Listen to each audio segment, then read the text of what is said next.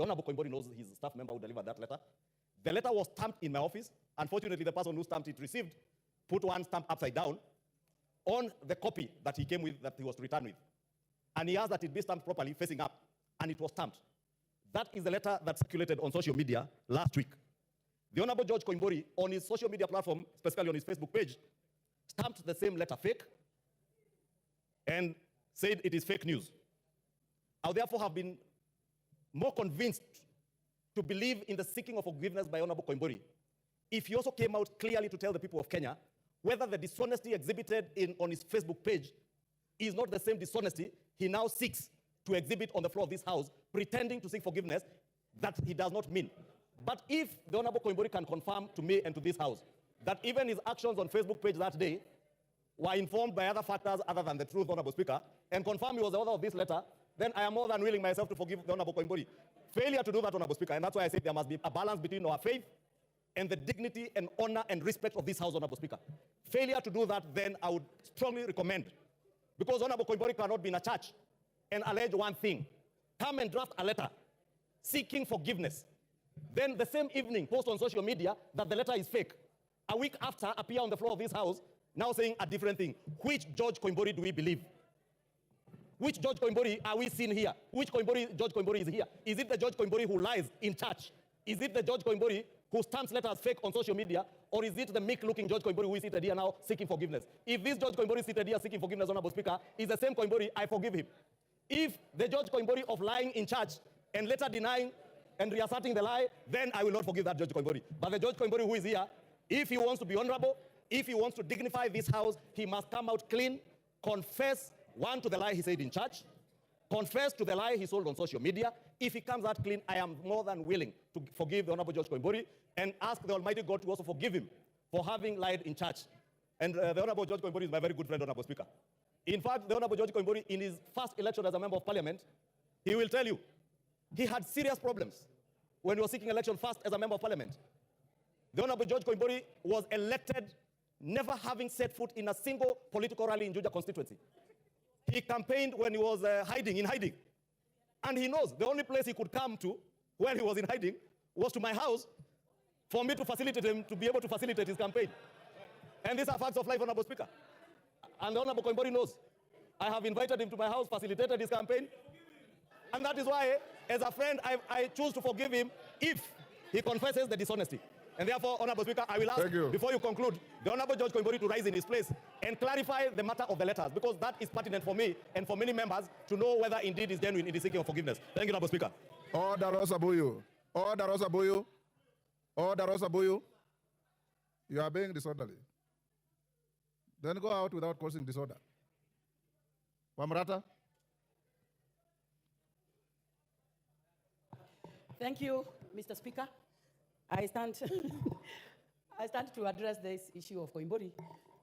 Having come from the same county with him and being his mama county, I, number one, was very embarrassed at the situation that Koimburi put us in. And I see as members continuing shouting at one another at this point. I'm trying to ask myself whether all of us got to know the magnitude of destruction that statement made to this country. And it is about all of us.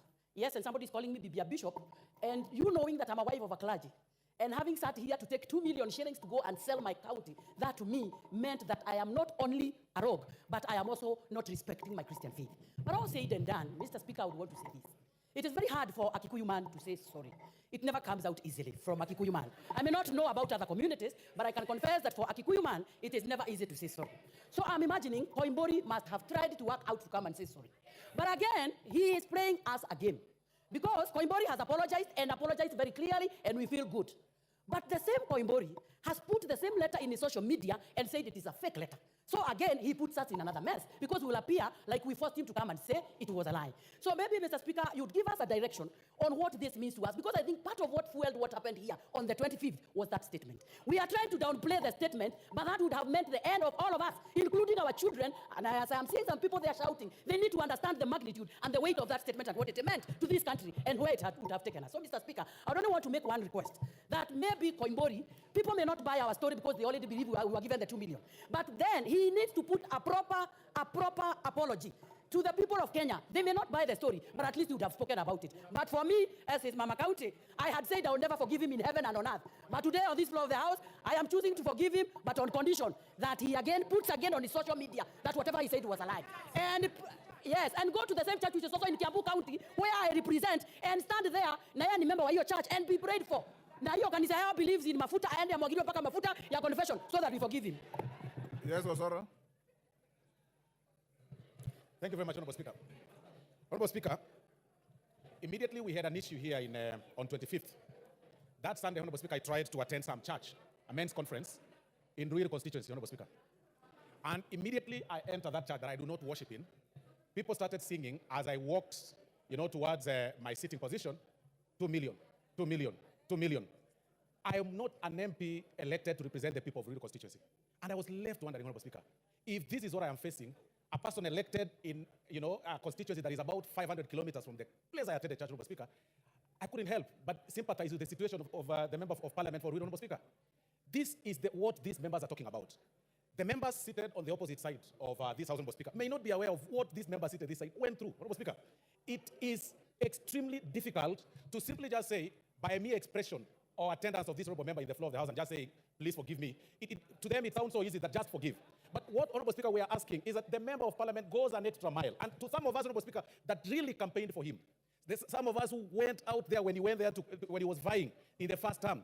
And when he did not even know us by name, Honorable Speaker, during the by-elections, and people contributed. Then even after that, Honorable Speaker, after he won in his second term, he came to my office when he had a petition, and we actually won in his petition. He was awarded the costs. He did not even forgive the petitioner that was running against him. He's actually telling me that you must attach his property. He's here telling us that we forgive him when we've lost 1 million property, Honorable Speaker, across the country. The honorable member from Nyeri, the honorable from one of the Kieni, the honorable Kieni, Honorable Speaker, lost 3 supermarkets. 3 supermarkets. I mean, worth 5 billion shillings, Honorable Speaker. And anytime he was actually walking around, 5 million, I'm talking 500 million. 5 million plus the house, Honorable Speaker. And people were singing to his house saying, you have 2 million. In the minds of the people in the villages, Honorable Speaker, they think 2 million is a huge amount that can be used in supermarkets, that can stock the entire supermarket. And Honorable Koimbori did not even stop at that, Honorable Speaker. He went ahead in another function in the company of another top government official of this country and repeated the same words, Honorable Speaker, in another function, Honorable Speaker. So we do not know what apology was he seeking for. Was it for the first mistake of saying a lie, or the second mistake of repeating the lie, and that mistake of writing on social media and in his own letter that he served in your office and the majority leader, and still posted it on social media and said fake. So which apology should we take? Is it the first, second, or third apology, Honorable Speaker? And as I conclude, Honorable Speaker, I believe this House has got rules and regulations and the procedures to follow. My opinion, Honorable Speaker, could be that the Honorable Koimbori be subjected to the Powers and Privileges Committee so that he can explain himself if he can't do it in the entire floor of the House, and he can have his issues heard, Honorable Speaker. Thank you. Honorable members, I want to bring this to an end. Honorable Koimbori, did you label the letter that you sent to my office and I read to this House as fake? Before I give direction. Order. Thank you, Honorable Speaker. The letter that Majority Leader is talking about, the account that was posted, that letter, it's not my account. That was a fake account. In my Facebook, you can check. There is 2 accounts. Honorable George Koimbori account and Honorable George Koimbori, Juja 1. The Juja 1 is a fake account. My account is George Koimbori. You can check, even in your phone. You can open it. The letter was posted in a fake account. I stand to say, I stand, Honorable Speaker, I stand to ask my honorable members of this House to forgive me. Forgive me. I will never repeat it again, honorable members. Just forgive me, because I had hearsay. Prevent me, Honorable Speaker, honorable please. members. Order. Thank you, Koimbori. Take your seat. Order. Order. Honorable Koimbori, finish. Thank you, Honorable Speaker. As I said before, Honorable Speaker, there was a hearsay that honorable members who voted yes in a second reading were bribed with the 2 million. Honorable Speaker, I'm here to apologize to our honorable members. Thank you. Order, honorable members. Order. Wamaua, take your cool. Honorable members, I know I know, order, honorable members. Honorable members, order. Ngeno Ngong, take your seat. Take your seat. Order, honorable member, take your seat. Honorable members, the Honorable George Koimburi has come to this house and talked to you as colleagues. He came to the Speaker's chamber, and I called the clerk to join me, and he said many of the things he has said here. He said he went to church, he was overwhelmed by the presence of a hostile crowd, and he said what he said. Order, honorable members, order, members. The Holy Book, the Bible says, the beginning of healing lies in the acknowledgement of wrongdoing, which he has acknowledged. It also says, the greatest word in human relationship is the small word, sorry, which he has said. Further, Honorable Betty, if you read your scriptures in Romans 12, verse 21, it says, don't let evil get the best of you, but conquer evil by doing good. I'm a man of great faith, and I believe that wherever you are wronged and whoever wrongs you realizes that they are wrong and say sorry, it's up to you to forgive. And I want to urge you, Honorable Koimburi, and any of you who will veer off the beaten track and get overrode either by the presence of a crowd, hostile or otherwise, you are all collective agents of the image of this house, of the image of all of you. When one of you is besmirched, all of us are besmirched. When one of us is maligned, all of us are maligned.